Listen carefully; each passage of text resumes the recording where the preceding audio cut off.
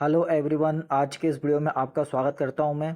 इस वीडियो में हम इंग्लिश को कैसे पढ़ें और कुछ बेसिक सेंटेंस हम सीखने वाले हैं इस पैराग्राफ के जरिए। चलो इस वीडियो को शुरुआत करते हैं। तो यहाँ पे आपके सामने क्या लिखा हुआ देखें, ये तीर का निशान आप देख पा रहे हैं, राइट। तो let's go to learn read paragraph. One day a farmer's donkey, one day farmer's donkey fell down into a well.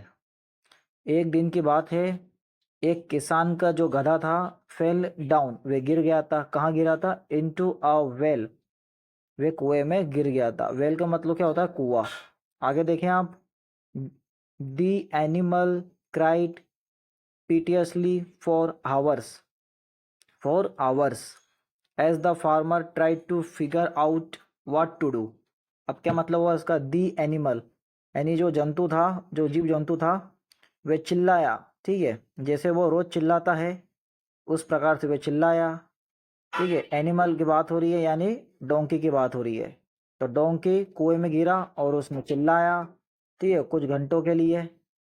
क्योंकि द फार्मर ट्राई टू, इसलिए जो उसका जो मालिक था किसान, उसने कोशिश करी, ठीक है, उसका पता लगाने की। उसको पता चला कि कुएं में उसका गधा गिर गया है। ठीक है, तो उसने क्या करा? व्हाट टू डू, उसने खुद को बोला कि अब क्या करूं। फिर finally he decided the animal was old, और आखिरकार उसने उसने सोचा, उसने फैसला करा एनिमल के लिए फैसला करा कि ये बहुत पुराना था। ठीक है, पुराना था। उसके बाद and the well needed to be covered up anyway, उसने सोचा, उसने फैसला करा कि ये बहुत पुराना हो गया है और ये कुएं में गिर गया है, तो इसे किसी भी तरह से पूरा ढांकना पड़ेगा अच्छी तरह। द वेल का अच्छी तरह ज़रूरत है, टू बी कवर्ड यानी पूरी तरह से ढांकने की ज़रूरत है, कैसे भी करके। एनीवे का मतलब होता है कैसे भी करके। क्या होता है? एनीवे, कैसे भी करके या किसी भी हाल में। इट मतलब इसे। तो जस्ट का मतलब होता है तो या अभी। तो फिर अभी वाजंट कहते हैं या वाज नॉट कहते हो, लेकिन ये वाज नॉट लिखा नहीं है, या अपोस्ट्रोफी लगा रखा है, शॉर्ट फॉर्म में लिख रखा है, तो इसे हम वाजंट पढ़ेंगे। वर्थ इट टू रिट्रीव, ठीक है, लेकिन वे उन्हें पा सकते थे। किसान जो था उसे पाने में असमर्थ था दोबारा से। रिट्रीव का मतलब होता है पुनः प्राप्त करना, तो दोबारा से प्राप्त करने के लिए वे असमर्थ था। किसको? द डोंकी को। उसके बाद देखिए आगे क्या लिखा हुआ है। उसके बाद देखिए आप क्या लिखा हुआ है। He invited all his neighbours, he invited all he invited all his neighbours to come over, यानी आने के लिए उसने क्या करा? सभी पड़ोसियों को निमंत्रण दिया। ही invited all his neighbour, his मतलब पॉजेसिव हो गया, और नीबर्स यानी पड़ोसी। ओके, इन्वाइटेड यानी निमंत्रण दिया, उसने सभी पड़ोसियों को आने का निमंत्रण दिया ताकि वो उसकी मदद कर सके। उसके बाद देखिए आगे क्या लिखा हुआ है। दे ऑल ग्रेप्ड, और उन सभी ने पकड़ा अ शवल, ठीक है, एक कुदाल को। ठीक है, एक कुदाल को पकड़ा। एंड बिगिंग टू शवल डट, और गंदगी को साफ करना शुरू करा। बिगिंग मतलब क्या होता है? बिगिन टू शोवल यानी कुदाल से उन्होंने शुरू करा।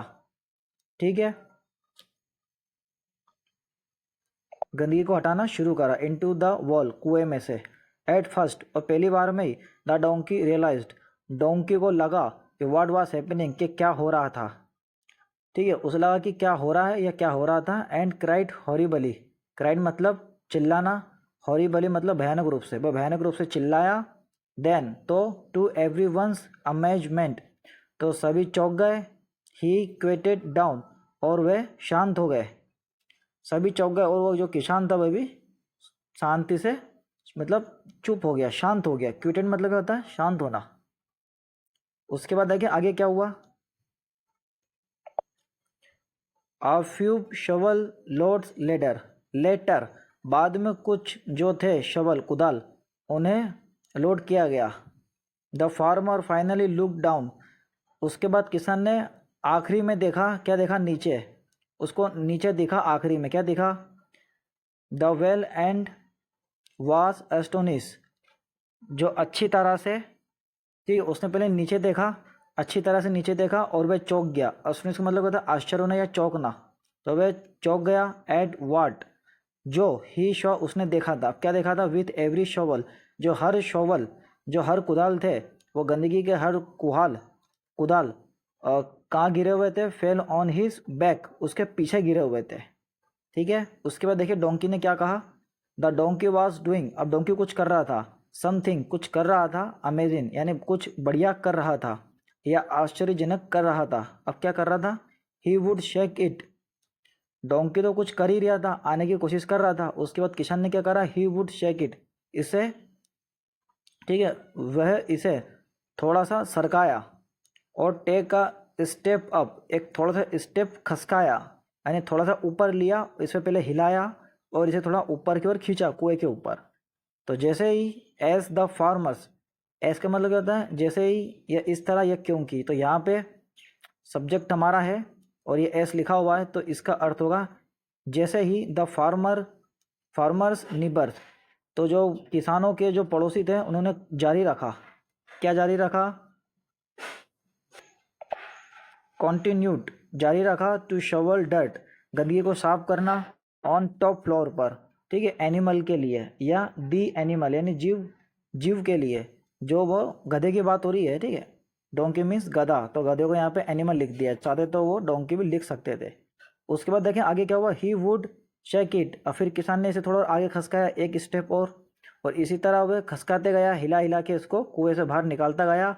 और आखिरी में क्या हुआ? प्रीटी मतलब होता है सुंदर तरीके से, सुंदर तरीके से, सुंदर तरीके से, वो जल्दी। एवरी वन वॉज अमेज्ड, और सभी चौंक गए थे। जैसे ही द डोंकी स्टेप अप, एक स्टेप और कदम रखा गधे ने, ओवर द इज, धारा के ऊपर, ठीक है, कुएं की जो धारा होती है ना ऊपर, किनारा, जिसको धारा भी बोलते किनारे बोलते, तो इज मतलब क्या होता है? धारा या किनारा। तो किनारा के ऊपर एक और कदम रखा किसने? गधे ने। ऑफ द वेल, कुएं के, एंड टॉटेड ऑफ, और वह बाहर निकल आया। एक कदम रखा और वह बाहर निकल आया। ओके, तो ये हमारा कुछ फ्रेजेस था, ठीक है, एक पैराग्राफ था, इसको हमने ट्रांसलेट करने की कोशिश करी और बढ़िया तरीके से हमारा ट्रांसलेट हुआ। इसमें हमें अच्छी वर्ड भी समझ में आई। तो इस तरह की वीडियो के लिए अब हमें सब्सक्राइब करिए ताकि आने वाला बेल आइकन आपको टाइम पर मिल जाए। Thank you so much for watching my